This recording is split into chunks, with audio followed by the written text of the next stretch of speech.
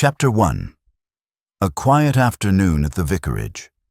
The vicarage garden was at its most agreeable in late May, with pale pink roses tumbling lazily over the low stone wall and bees humming industriously among the lavender. The ladies of St. Mary Mead had gathered there at Mrs. Clement's invitation for what she termed a little light sewing and some fresh air. It was, in truth, more an exercise in sociability than needlework, though the presence of embroidery hoops and mending baskets lent a respectable air of industry. Miss Marple sat slightly apart beneath the shade of a hawthorn tree, her small hands moving deftly with her knitting needles.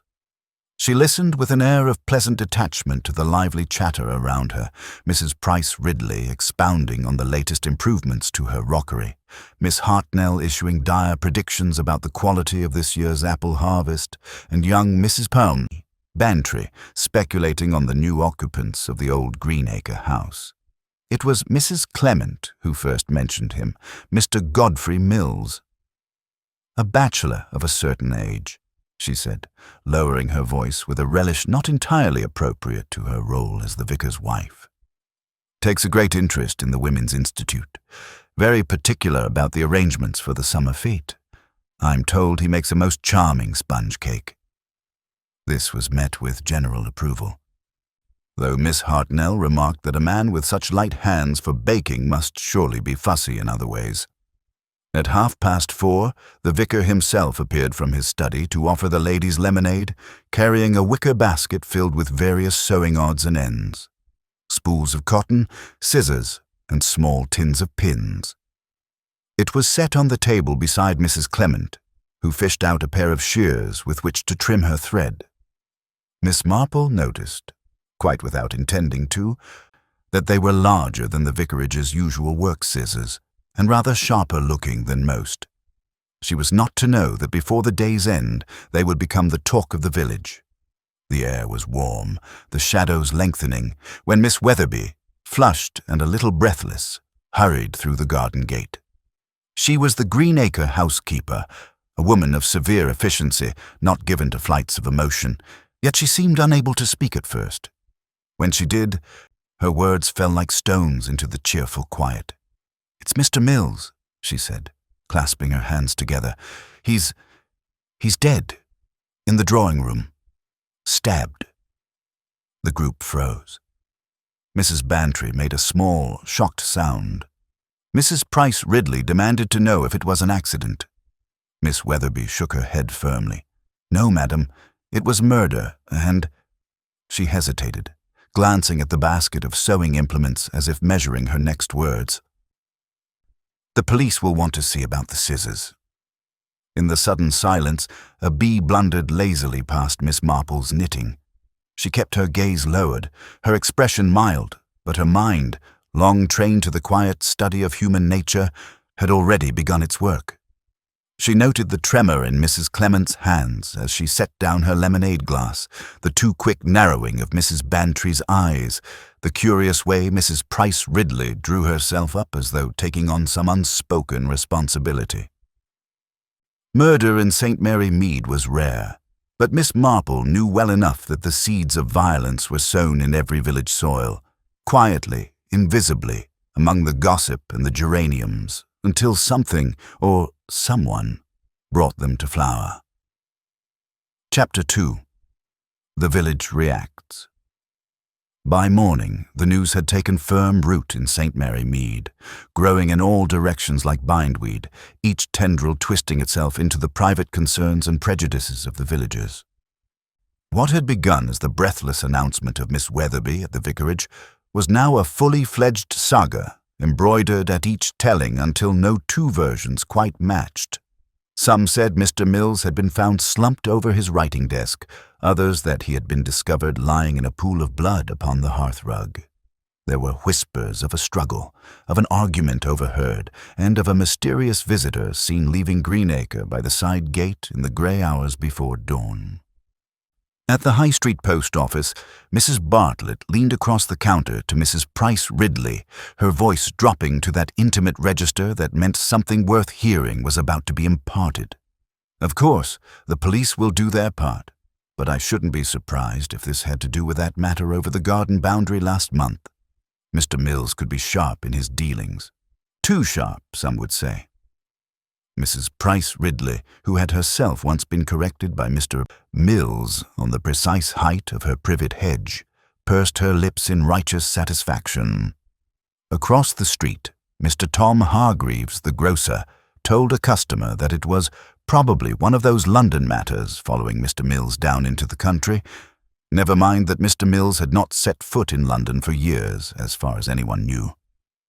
Miss Marple, meanwhile, took her tea at the window of her small sitting-room, watching the steady trickle of villagers toward the Greenacre house. Not openly, of course. No one wished to be thought ghoulish, but always with some errand that happened, conveniently, to take them past the front gate. The constable posted there was already looking weary of explaining that no, there was nothing more to see, and yes, the inspector was inside.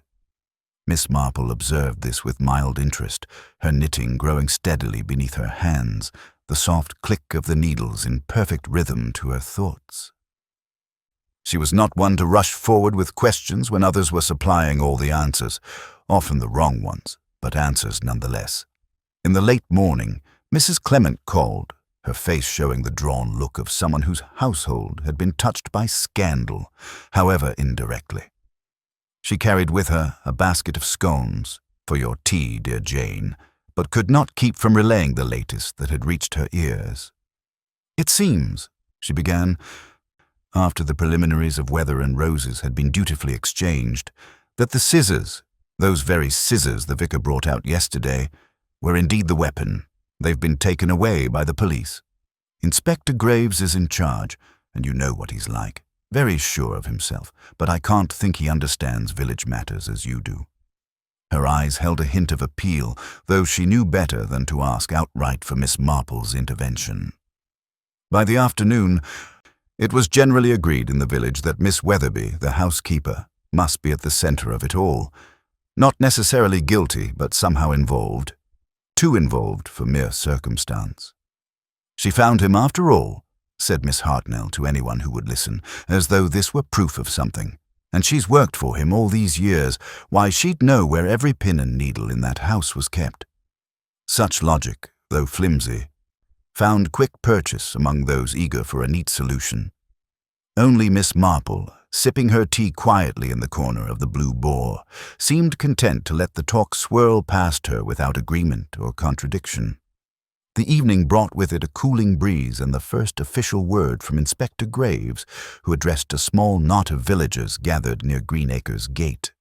He confirmed that Mr. Sir Mills had died sometime between 3 and 5 o'clock the previous afternoon, and that the cause was a sharp and deliberate blow delivered by hand. No robbery had occurred.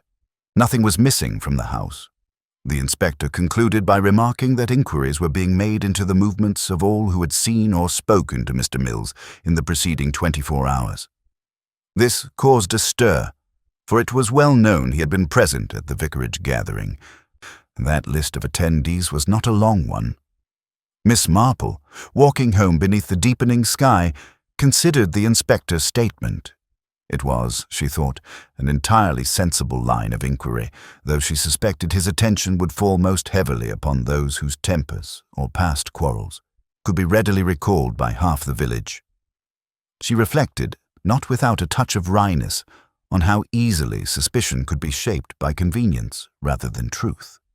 In her experience, murder rarely pointed in the direction everyone expected. Human nature, being what it was, seldom behaved so obligingly. Back in her sitting-room, she laid aside her knitting and sorted through the day's impressions. There was Mrs. Clement's anxious insistence that the scissors had come from her own sewing basket, Miss Weatherby's careful avoidance of detail when first announcing the death, the almost imperceptible satisfaction in Mrs. Price Ridley's recounting of the event at the post office. These were not yet clues, not in the sense that the inspector might label them, but threads of character and motive, the kind of threads that, properly followed, could reveal the whole pattern. In the lane outside, a pair of boys ran past, their voices carrying the words murder and scissors with the reckless thrill of the young. Miss Marple allowed herself a faint smile. By tomorrow, she knew, there would be new embellishments. Perhaps a secret visitor from the city, or a coded letter found in Mr. Mills's desk. It was the nature of stories to grow, just as it was the nature of people to shape them to their own ends. Somewhere within that tangle of invention and truth lay the answer, and she, with her years of watching, listening, and quietly understanding, meant to find it. Chapter 3. Early Investigation.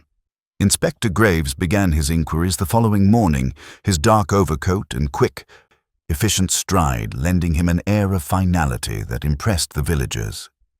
He had taken rooms at the Blue Boar for the duration, and it was there that many noticed his habit of pausing to jot in his notebook between interviews, his pen moving briskly, as if the mere act of writing brought him closer to the truth.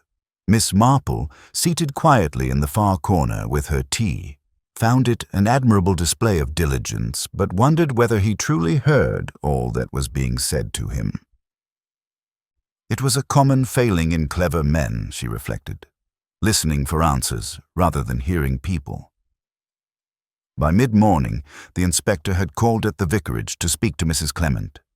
The interview was held in the small morning room, but the door had been left open for the sake of a breeze, and Miss Marple, ostensibly visiting to return a pattern book, could not help but hear certain parts.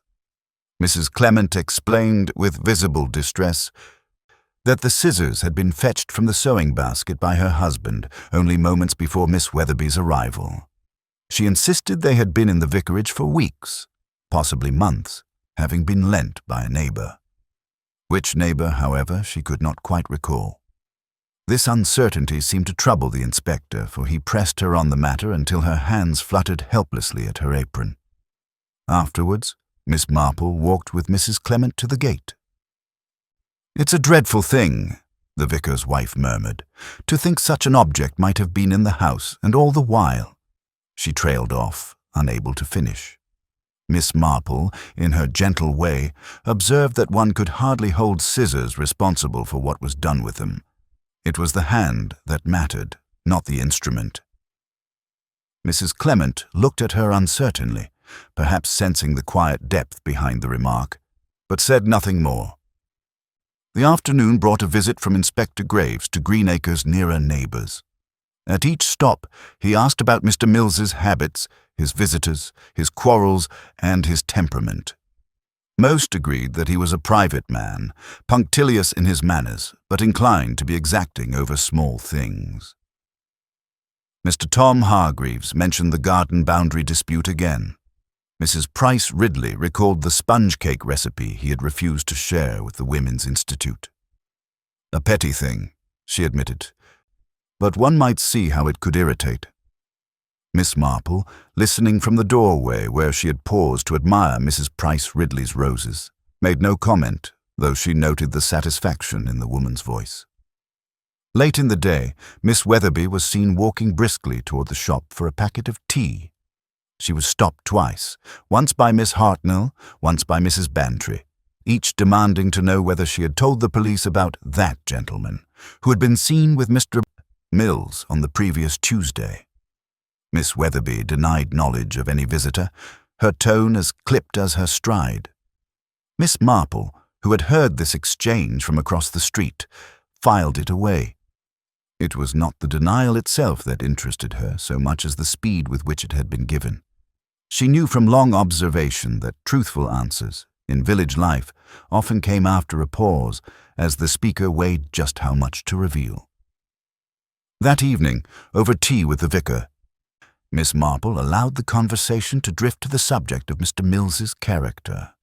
The vicar, who had known him only a short while, spoke of a man who was rather more precise than most, perhaps to a fault. He recounted how Mr. Mills had once corrected his pronunciation of a biblical name during a Sunday reading, a small matter that had caused a stir among the parishioners. Miss Marple listened without interruption, noting how such a habit might, over time, earn a man both grudging respect and quiet resentment. The following morning, Inspector Graves called again at the vicarage, this time to speak to the vicar himself. Miss Marple happened to be in the garden, ostensibly weeding, and observed the inspector's firm, almost impatient manner. She suspected he was close to settling on a theory, likely one involving the housekeeper given the tenor of village gossip. But she knew that theories formed too early often left out the most important truths. Her eyes strayed to the patch of roses along the wall, remembering the look in Miss Weatherby's eyes when pressed about the supposed Tuesday visitor. There was something there. She felt sure of it, though the significance had not yet revealed itself. As dusk fell, the lanes of St. Mary Mead seemed quieter than usual. Curtains were drawn earlier, doors bolted with a care that suggested murder was still an unfamiliar visitor here. Miss Marple, in her small parlour, took up her knitting once more. She had the habit of letting her thoughts work themselves into the pattern of her stitches, each loop and turn of the wool matching some remembered tone of voice. A glance, a hesitation. The police, she knew, would press on with their interviews, but she would take her own route. Slower, perhaps, but more certain. For it was not merely what people said that interested her, but what they revealed in the saying. Somewhere among the polite denials and sharpened recollections lay the thread that would lead to the truth, and she intended to follow it, stitch by quiet stitch. Chapter 4. First Suspects. By the third day after the murder, Inspector Graves had begun to give shape to his theory, and it was a shape the village found entirely satisfactory. The housekeeper, Miss Weatherby, stood neatly at its center. The reasoning, as repeated in kitchens and over shop counters, was that she alone had been in the house at the time. She had the means to move about it unnoticed, and she knew where every object, including the fatal scissors, was kept. "It's always the one closest to them," declared Mrs. Price Ridley at the post office, as though pronouncing a general truth. "The police won't take long over this, you'll see." Miss Marple, who happened to be posting a letter, regarded this with polite agreement in her expression, but none in her mind. It was, she reflected, a little too neat. Miss Weatherby might indeed have had opportunity, but opportunity was a wide net. She had lived in Greenacre for 15 years, serving under 2 previous owners before Mr. Mills, and no one in the village could recall her ever having displayed temper or grievance. That in itself did not absolve her, but it made the inspector's narrow focus feel premature. Inspector Graves came to the Blue Boar that afternoon, his presence drawing a subtle hush over the low murmur of conversation. He sat at a corner table with Sergeant Wills, their heads bent over notes. From time to time, the inspector's eyes would lift to scan the room, resting for a moment on Miss Marple, who sat quietly with her tea, before moving on. She imagined he saw her as a harmless old lady with too much time on her hands, an impression she was careful never to disturb. Later that evening, the inspector interviewed Miss Weatherby again, this time in the drawing room of Greenacre where the murder had taken place. Miss Marple, taking her evening walk, slowed her steps as she passed the gate. Through the open window, she caught a glimpse of the housekeeper standing very straight, her hands clasped in front of her, while Inspector Graves spoke in a low, measured voice. The lamplight made sharp lines of shadow across the carpet, and in that half-lit space Miss Marple saw something curious. Miss Weatherby's eyes did not wander to the place where Mr. Mills had been found, nor to the writing desk, nor even to the inspector himself, but to the far corner near the hearth. It was brief, a flicker, but to Miss Marple it suggested a thought unspoken. The next morning, Mrs. Bantry arrived at Miss Marple's door with a pot of marmalade and a face alight with speculation. "They say the inspector found a button near the body," she announced, "and that it doesn't belong to any of Mr. Mills's things.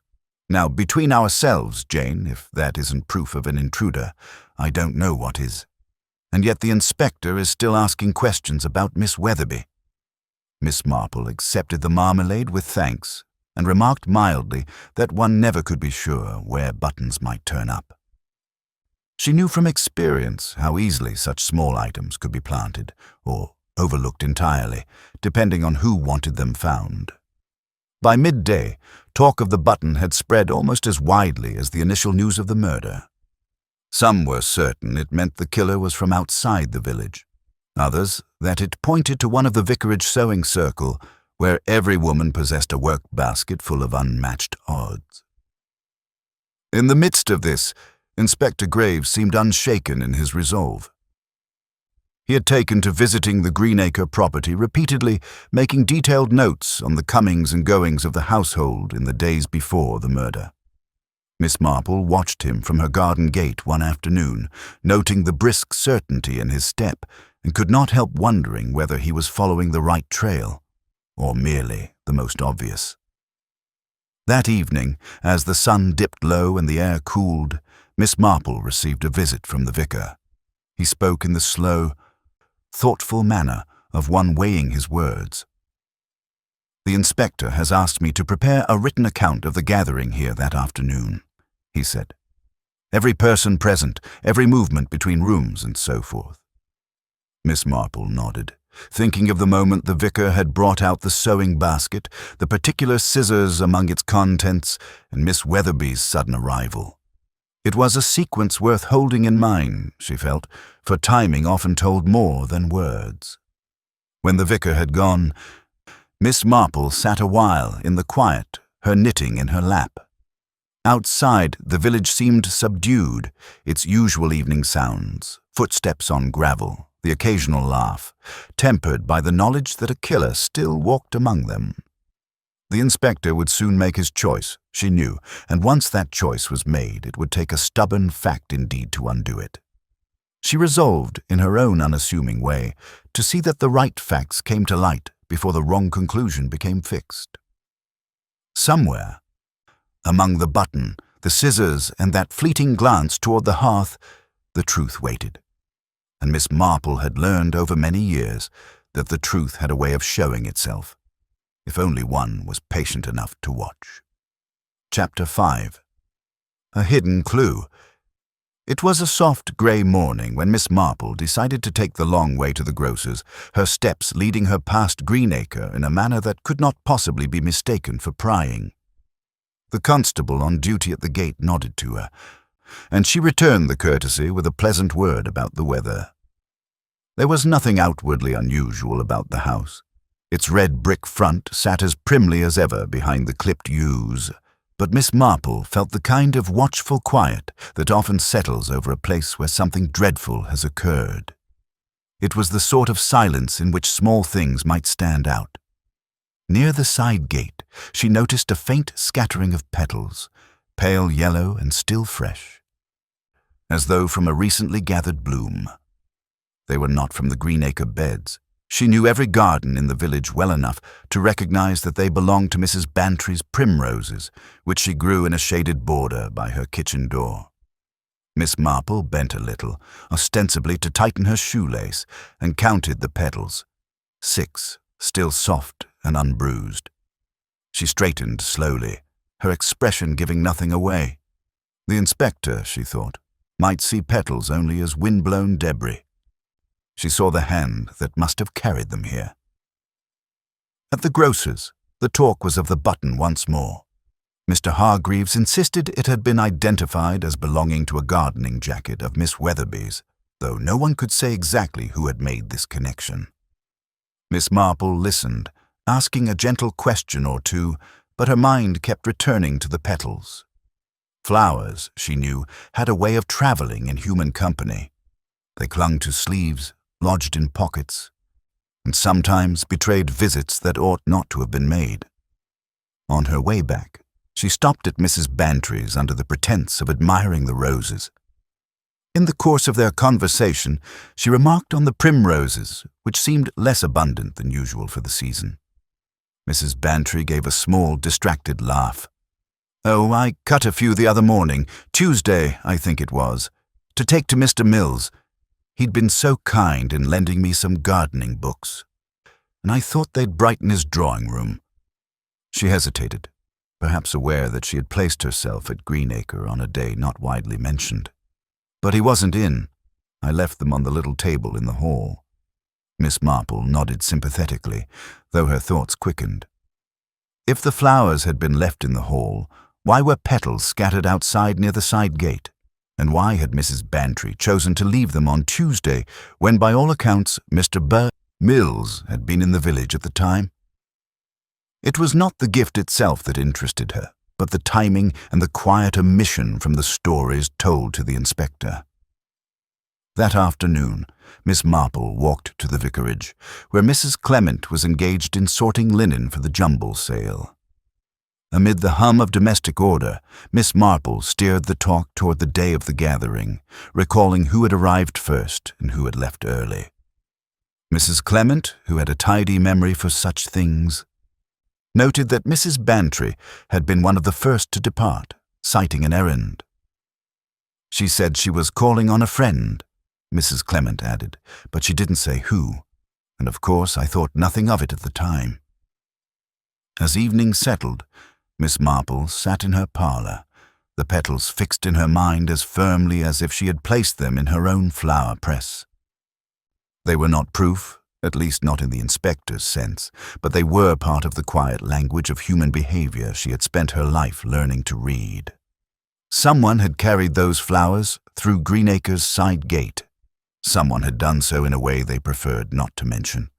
And if that someone were Mrs. Bantry, then her presence at the house on Tuesday and her reason for leaving it might tell far more than she imagined.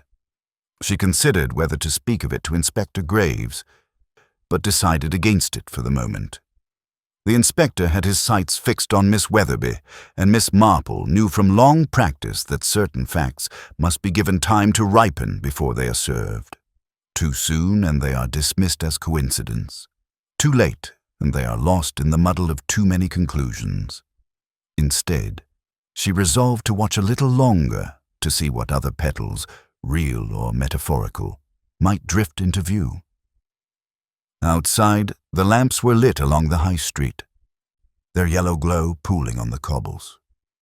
Somewhere in the village, the truth was moving quietly between front doors and garden gates, as unremarkable as the Evening Post.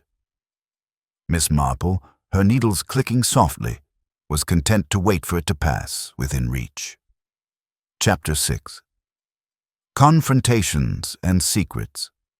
The air in St. Mary Mead seemed heavier that week, though the days were bright. It was the sort of tension one felt not in words but in glances. Curt nods exchanged at the post office. Conversations that trailed off when a certain person passed by. Miss Marple, moving quietly from grocer to haberdasher, felt it gathering in the same way she might sense the first whiff of rain before a storm. Inspector Graves's focus on Miss Weatherby had not lessened. Indeed, his visits to Greenacre grew more frequent. Yet there was a new undercurrent in the village talk, one that placed Mrs. Bantry in a light less flattering than before. People remembered things, odd things, about her visits to Mr. Mills. It was in the Blue Boar that the first sharp exchange occurred. Miss Hartnell, who never could resist sharpening her remarks under the guise of frankness, suggested over her tea that some ladies were in the habit of calling upon gentlemen without notice. Mrs. Bantry, sitting at the next table, turned at once, her face bright but her eyes tight. "If you have something to say, Miss Hartnell, I should prefer you to say it directly." Miss Hartnell sniffed, claiming she merely spoke in generalities, but the look between them was enough to set half the room whispering. Miss Marple, 2 tables away, sipped her tea as though absorbed in the pattern of her cup, though she noted every word, every movement. Later that day, Miss Marple encountered Mrs. Bantry herself outside the post office. The younger woman's manner was brisk, almost overbright.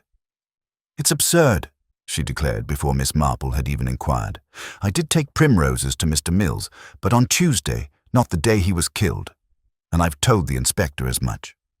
She gave a quick, humorless laugh. "Though of course he's more interested in what he thinks he's found than in what I say."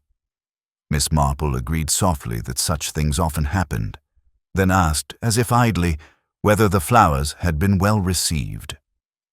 Mrs. Parp. Bantry hesitated for a fraction of a second before saying she had left them in the hall and thought no more of it. That evening, the vicarage sewing circle met as usual, though the hum of conversation was more subdued than before. The women sat in their accustomed places, the scent of beeswax polish faint in the warm air, while the rhythmic snip of scissors and the gentle pull of thread filled the silences. Miss Weatherby, present at Mrs. Clement's invitation, worked steadily on a hem, her back very straight, her eyes fixed on the cloth. No one asked her about the investigation, but Miss Marple sensed the unspoken questions hanging about the room. It was in such silences, she knew, that people revealed themselves, through a misplaced glance, a tightened jaw, a slip of the tongue. Midway through the evening, Mrs. Price Ridley remarked, seemingly to no one in particular, that she had once seen Mr. Mills and Mrs. Bantry in earnest conversation in the lane, and that it had ended with Mrs. Bantry walking away rather abruptly. Mrs. Bantry coloured, saying it had been about a misunderstanding over a borrowed book. Miss Marple, her eyes on her knitting, recalled the vicar's mention of gardening books and noted that both stories could not be entirely true, without some trimming of the facts. The next morning brought a quieter but no less telling encounter. Miss Marple, walking along the lane toward Greenacre, met Miss Weatherby carrying a parcel. The housekeeper looked startled at the meeting, then recovered herself with a stiff nod.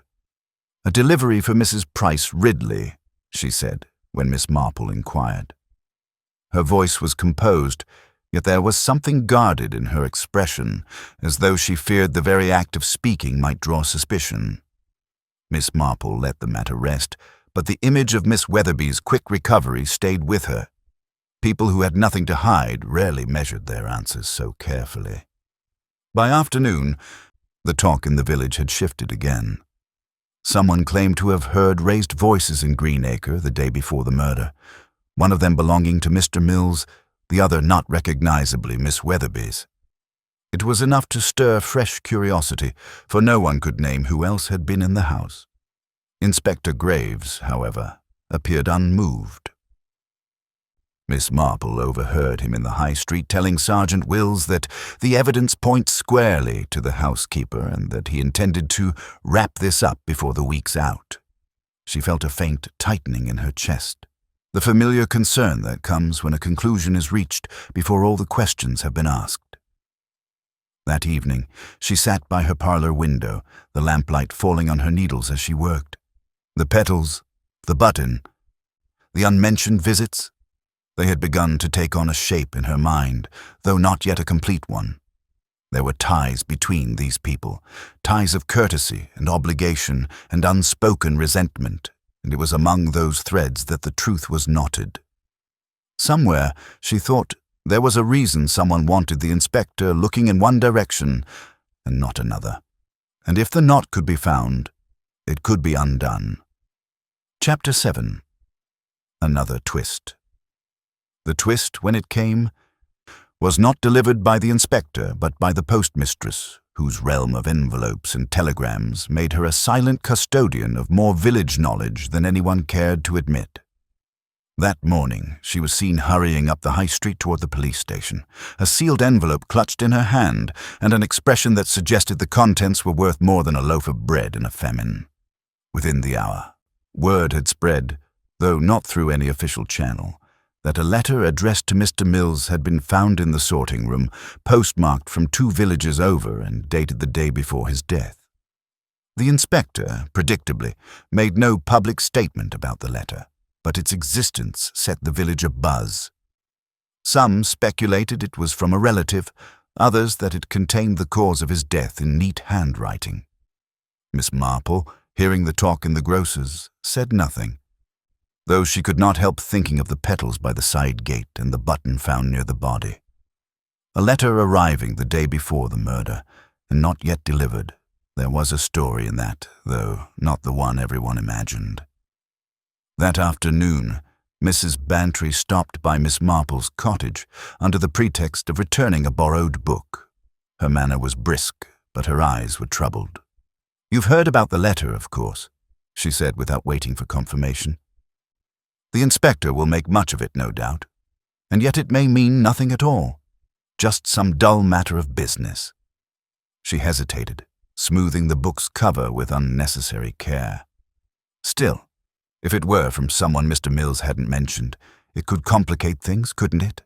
Miss Marple murmured agreement, offering tea, but Mrs. Bantry declined and departed quickly, as though she had already said too much. The sewing circle that evening was unusually subdued. Needles moved, but the talk was scattered, circling back to the same details without finding new ground. Miss Weatherby was absent, claimed by duties at Greenacre, Mrs. Clement explained, but her absence left a gap that was felt more than spoken of. At one point, Miss Hartnell ventured to wonder aloud whether the letter might prove the killer was from outside the village after all. Mrs. Price Ridley countered that murder had no need to travel when it could be found close to home. The words hung in the air like a draft from a door left ajar. The following morning, Inspector Graves made an uncharacteristic appearance at the vicarage. Miss Marple, who was helping Mrs. Clement sort donations for the jumble sale, overheard enough of his voice to gather that the letter had indeed been from a woman. No relation, and not a resident of St. Mary Mead. A former acquaintance, he called her, though his tone suggested a meaning more personal than the phrase conveyed. He was, however, frustrated. The woman in question claimed she had not seen Mr. Mills in over a year, yet her letter hinted at a meeting recently discussed between them. Miss Marple tucked this into her mind alongside the other quiet oddities that had collected there. That evening she passed Greenacre at the moment the inspector was leaving. His expression was thoughtful, but not in the satisfied way she had seen earlier in the week. Something in the case had shifted, though he was still walking in the same direction. The light was fading, and Miss Marple paused to look at the side gate again. The primrose petals were long gone, swept away by weather and footsteps, but she remembered their placement precisely. If someone had entered that way on Tuesday, and the letter spoke of a meeting, it was possible, just possible, that the two were connected. At home, she set her knitting aside and considered the pattern that was emerging. The inspector's focus had wavered, just slightly, from Miss Weatherby.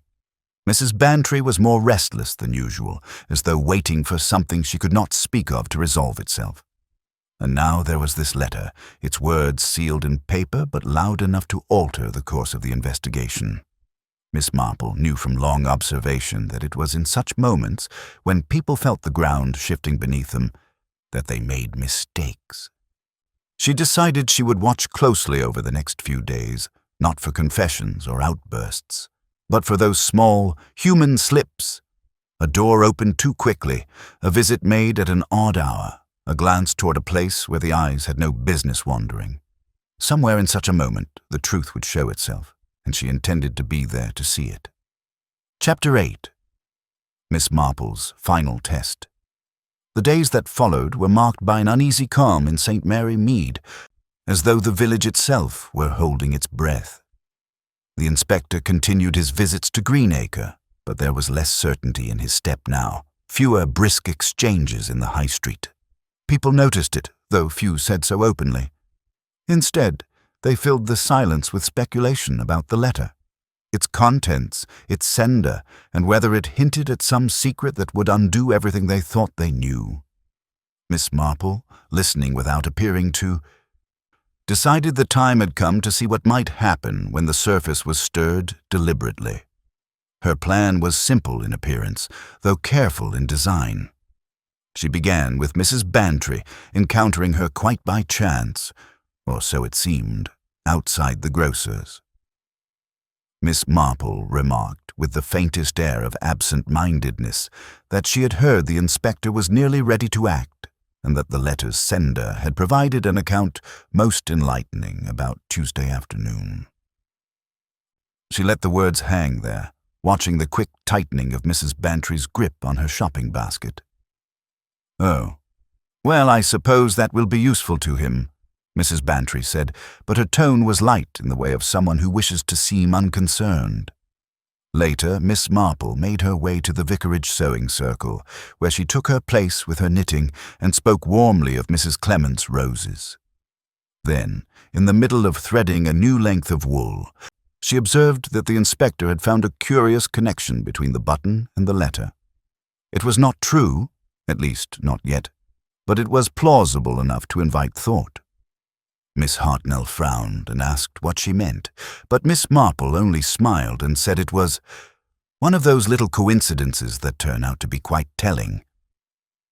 The remark was not for Miss Hartnell. It was for Miss Weatherby, seated by the window.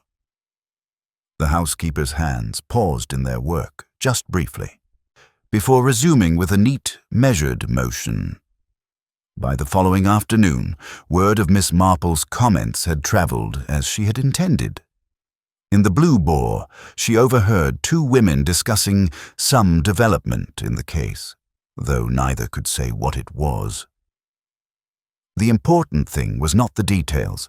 There were none, but the ripples it sent through those who might have reason to be uneasy. Miss Marple knew that when people feared they were about to be discovered, they often revealed themselves in the smallest of ways. Her opportunity came 2 days later. Mrs. Clement had invited several ladies, including Mrs. Bantry and Miss Weatherby, for tea in the vicarage garden. The weather was fair, the table laid with scones and seed cake, and the talk ranged from church repairs to the best way of keeping slugs from the lettuce. Miss Marple, in her quiet way, steered the conversation toward the murder. Not directly, but by way of a remark about how one sometimes recognized the truth of a thing only when it was said aloud. Then she added, almost as an afterthought, "Of course, the person who left by the side gate must have known the Peddles would tell their story, just as much as the letter did." It was a small thing to say, easily dismissed as the idle musing of an elderly lady. Yet Miss Marple saw its effect.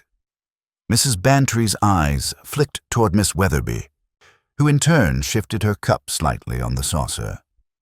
The movement was subtle, but it spoke volumes to one accustomed to watching. Someone in that moment had been reminded of a truth they wished to forget, and that was precisely what Miss Marple had hoped for. That evening, she reflected on the gathering as she knitted by the fire. The test had been a quiet one, but it had done its work. She now had, if not proof, then the next best thing, a reaction that betrayed knowledge of something never made public.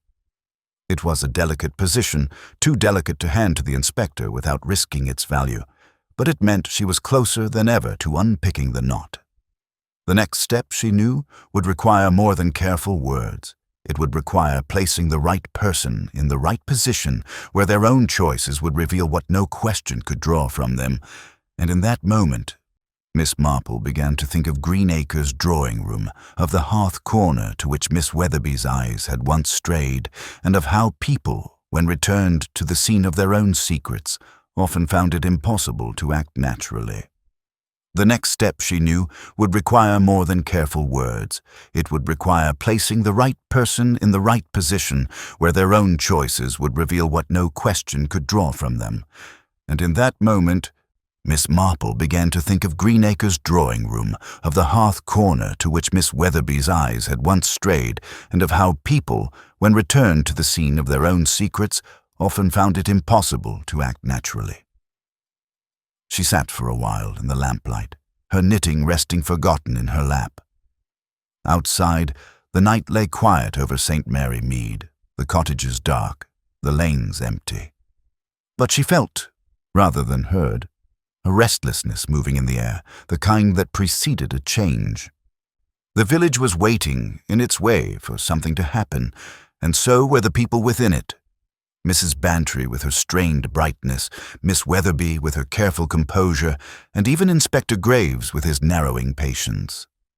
Miss Marple was not immune to the gravity of such moments. She had seen them before, the way life seemed to tighten around a person on the verge of exposure, like a noose drawing in, Some tried to distract, others to bluster, and some, very rarely, simply grew still. That stillness was the most dangerous. It meant the mind was working, calculating what could yet be hidden.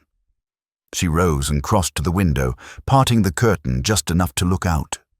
Across the lane, the shadows pooled thick beneath the hedgerows. A lone figure passed under the street lamp, the brief gleam of the light catching on a hat brim. The gait was brisk but without hurry, purposeful, yet careful. She could not make out the face, but she knew the walk. Everyone in St. Mary Mead had their own way of moving, as distinctive as a fingerprint. The figure turned the corner toward the high street, and was gone. Miss Marple let the curtain fall back into place. She had not expected to see anyone at that hour, and yet she was not surprised. There were errands people would not run in daylight, not when curious eyes could follow them. That was when the lanes belonged to the discreet and to those who had something to carry or to leave unnoticed. She returned to her chair and took up her knitting again, though her thoughts were no longer on the neat pattern forming beneath her hands. She wondered if the inspector's mind was moving in the same direction as hers, or if he still believed he was merely narrowing a list of suspects. It was possible that he, too, had noticed the glance at the hearth, the primrose petals, the way Mrs. Bantry's voice sharpened when certain subjects arose. But she doubted it. Graves was a man of facts and statements, and what Miss Marple followed was neither. The clock struck 10, the chime soft and deliberate. Somewhere down the lane, a door closed with the faintest thud. The sound lingered in the air as though reluctant to fade. Miss Marple knew she would not sleep until her plan was set in motion, for she could feel the pattern of the thing now, loose threads gathering toward a knot.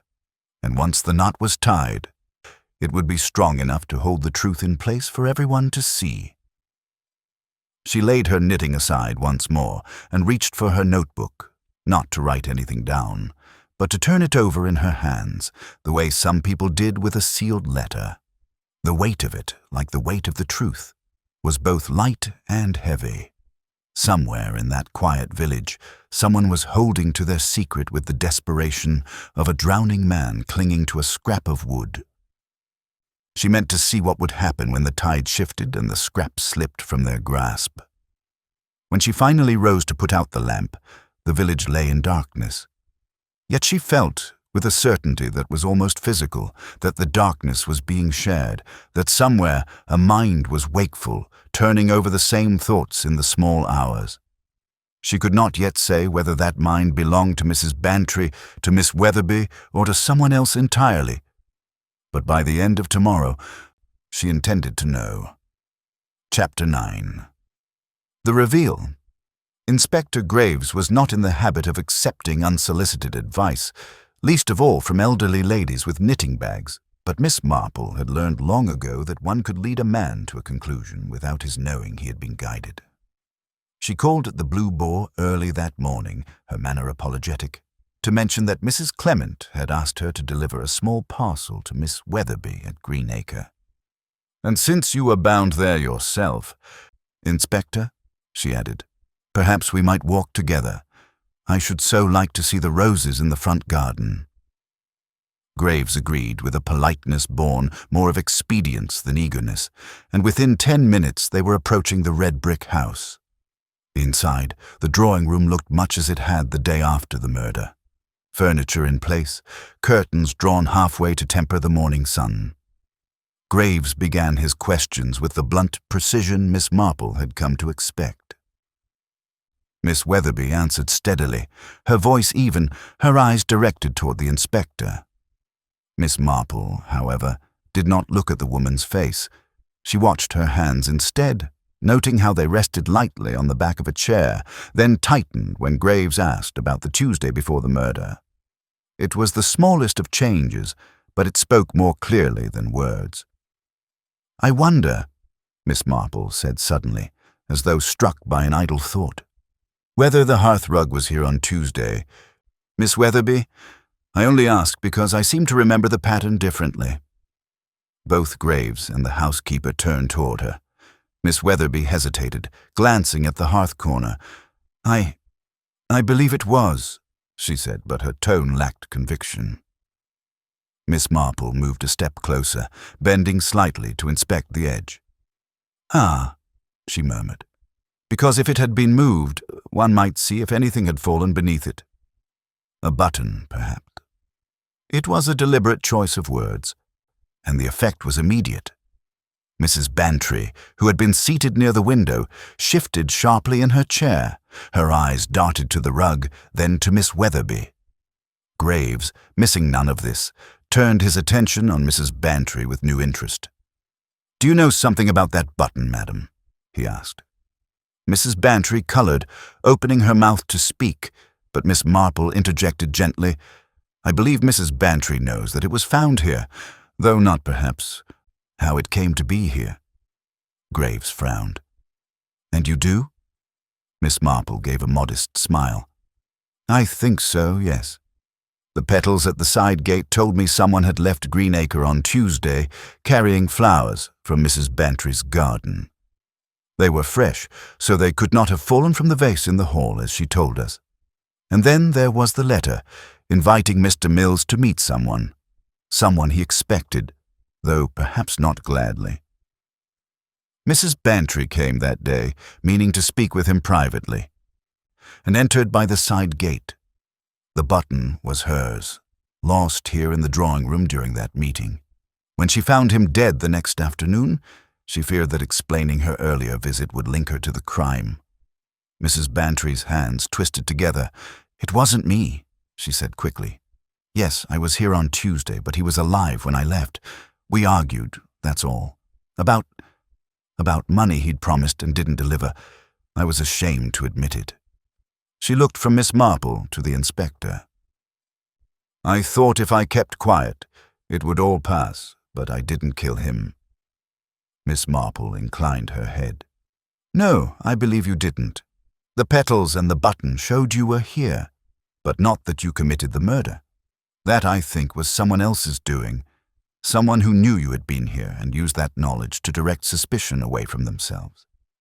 Her gaze settled on Miss Weatherby, whose face had gone very still.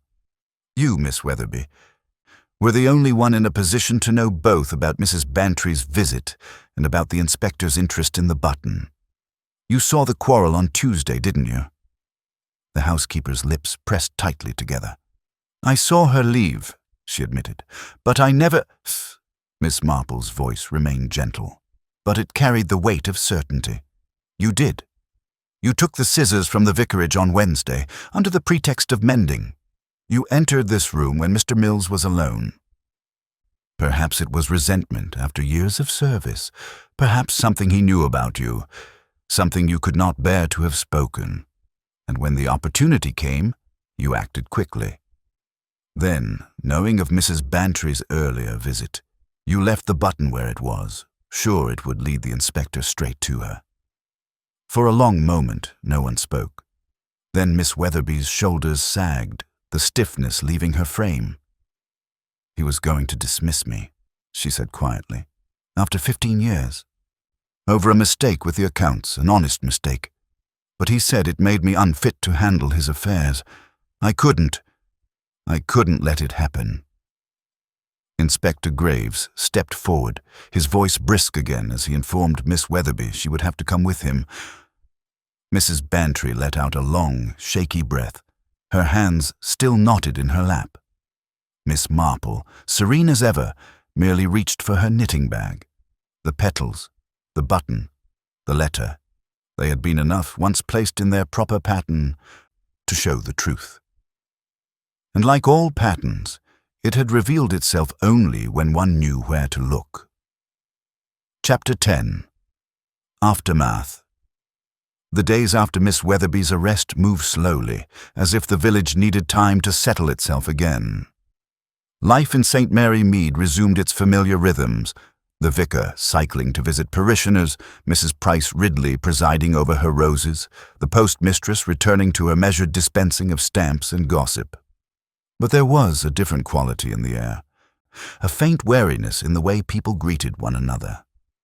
"Murder leaves a kind of shadow," Miss Marple reflected, and while it may grow lighter over time, it is never entirely gone. Mrs. Bantry was quick to make her reappearance in public, moving with a confidence just shy of defiance. At the sewing circle the following week, she was as talkative as ever, though her laughter carried a note of relief.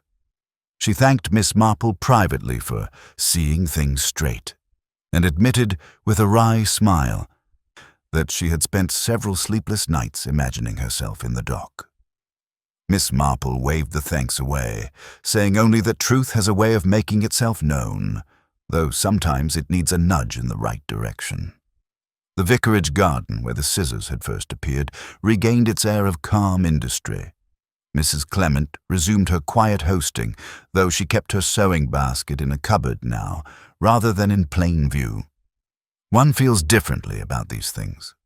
You know, she confided to Miss Marple as they arranged table linens for the jumble sale. Objects one has always thought harmless take on an aspect.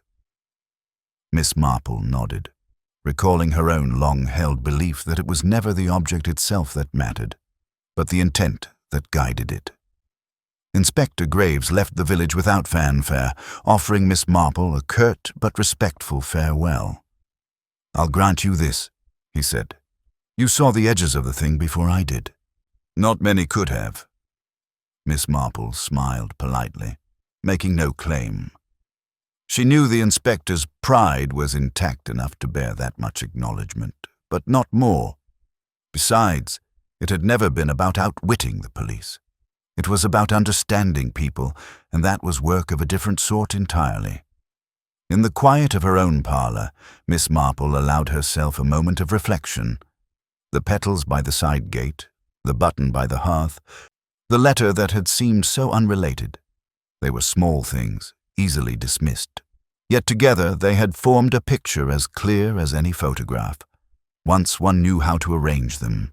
She thought of Miss Weatherby's long service at Greenacre, of how pride and fear can tangle themselves into something dangerous, and of Mrs. Bantry's unguarded relief at being spared suspicion. Human nature, Miss Marple mused, was as constant as the seasons, its motives repeating themselves in new guises, its follies no less enduring for being familiar. Outside, the evening light lay soft over the village, the shadows lengthening along the lane. A cart rattled past, the driver tipping his cap in greeting. Somewhere, a kettle whistled faintly through an open window. St. Mary Mead, with its orderly gardens and polite conversations, appeared once more the picture of peace. Yet Miss Marple knew better than most that peace was only ever the surface of a pond, beautiful, reflective, and hiding in its depths the movements that could disturb it at any moment. She picked up her knitting, the click of the needles as steady as her thoughts, and let the pattern grow row by careful row. In the end, she thought, it was all quite simple. The truth had been there from the start, waiting for the right hands to thread it together, and she, as ever, had merely done a bit of knitting. The news of Miss Weatherby's confession spread more slowly than the initial shock of the murder. It moved with the quiet persistence of ivy creeping along an old wall, twining into conversations where no one intended it to be. Most villagers spoke of it as something inevitable. It had to be her, you know. And yet, when pressed, few could say precisely why they had believed it. Miss Marple suspected this was the way of such matters. Once a solution was offered, people reshaped their memories to fit it, smoothing over the edges that didn't quite match. Mrs. Price Ridley seemed almost disappointed that the culprit had turned out to be someone so ordinary. "One likes a bit of drama," she remarked in the Blue Boar, sipping her tea. "A stranger from London, perhaps. A long-lost heir. This—" She let the sentence trail off with a shrug. "Housekeepers are very dependable until they're not," replied Miss Hartnell darkly, which drew a small ripple of agreement from those nearby.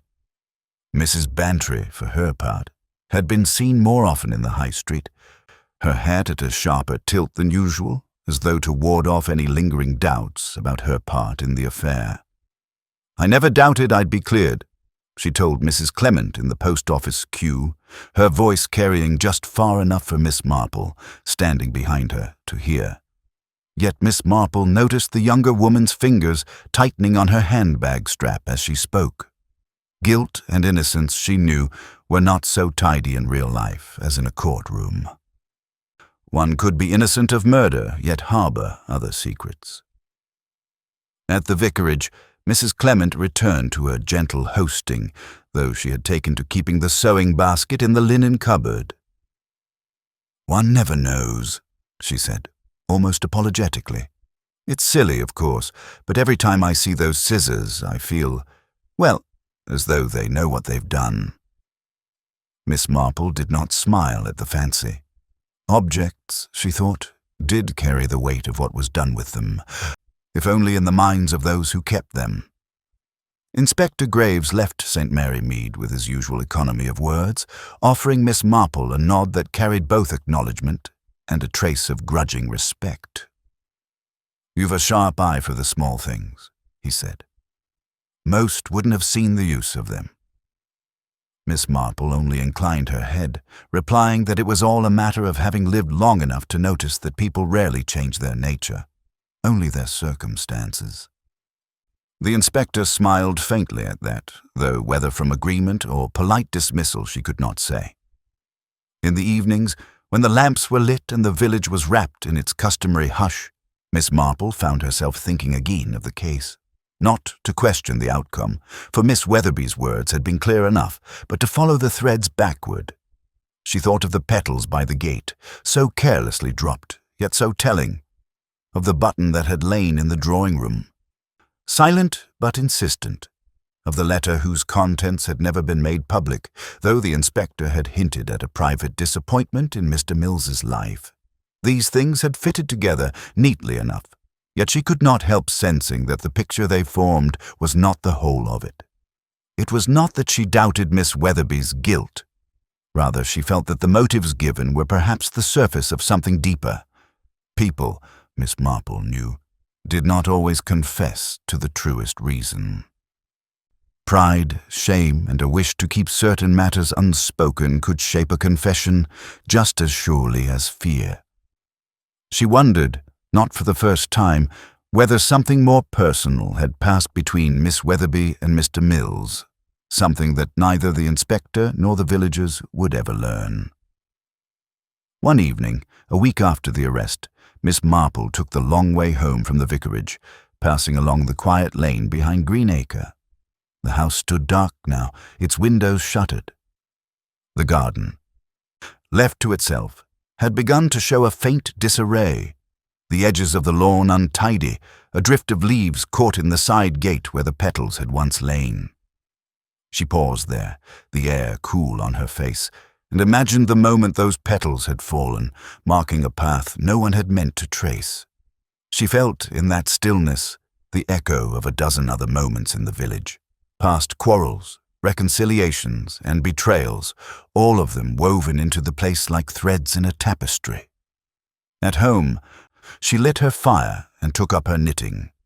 The needles moved with a steady click, the pattern growing row by row. As she worked, she reflected that solving such matters was rather like knitting. One had to keep the tension even, not pull too tightly on any one strand, lest the whole become distorted. In the end, it was not the brilliance of a single clue that brought the truth, but the quiet accumulation of small, almost unremarkable things. A few days later, Mrs. Bantry called, bringing a jar of preserved gooseberries. She stayed for tea, her conversation bright and a little too quick, as though to cover the occasional pause in her thoughts. As she rose to leave, she glanced at Miss Marple and said, "I do hope, Jane, that this will be the last of such unpleasantness in the village for some time." Miss Marple smiled and replied that she hoped so too. Yet she knew, as she watched Mrs. Bantry walk away down the lane, that villages were like families. No matter how peaceful they seemed, there was always another story waiting to begin. That night, the air was still and the moon cast a pale light over the rooftops. Somewhere in the distance, a dog barked once and was silent. Miss Marple sat by her window a moment longer before drawing the curtains, thinking of how quickly the village had folded the murder into its history. Already, new gossip was taking root. A sale at the haberdasher's. A rumor about the squire's nephew. The great event was fading into the background, its sharp edges worn smooth by time and habit. And yet, she thought, it would not be entirely gone. The memory would lie quiet beneath the everyday chatter, ready to be stirred by the right remark, just as the truth of the matter had been stirred by a handful of petals and a button. She was content to let it rest. After all, her work, if one could call it that, was not to carry the past forward, but to tend to the present, keeping her eyes open for the next ripple in the calm waters of St. Mary Mead. She put out her lamp and settled into bed, the murmur of the village drifting through the night air. Somewhere, a clock struck the hour. In the darkness, Miss Marple allowed herself the smallest of smiles. Human nature was a constant, and she, having spent a lifetime watching it, knew it would not keep still for long.